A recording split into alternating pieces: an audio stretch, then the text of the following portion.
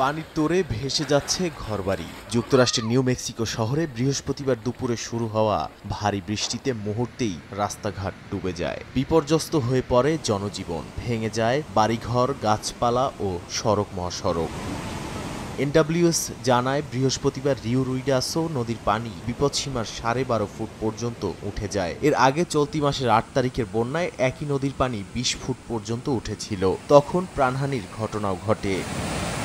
অন্যদিকে যুক্তরাষ্ট্রের আরেক শহর শিকাগোতে শুক্রবার বিকেলের দিকে হঠাৎ ভারী বৃষ্টিতে দক্ষিণাঞ্চল এবং উপশহরগুলো তলিয়ে যায়। ওয়েস্টার্ন হার্লেম, আর্চার সহ আরও কিছু রাস্তা ডুবে যায় হাঁটু পানিতে। ব্রিজভিউ ও সামিটে একাধিক গাড়ি আটকে পড়ে পানির নিচে।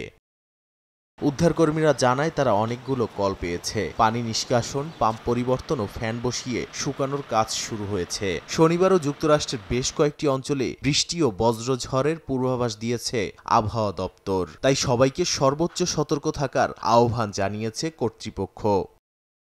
নাদিম মারজান, সময় সংবাদ।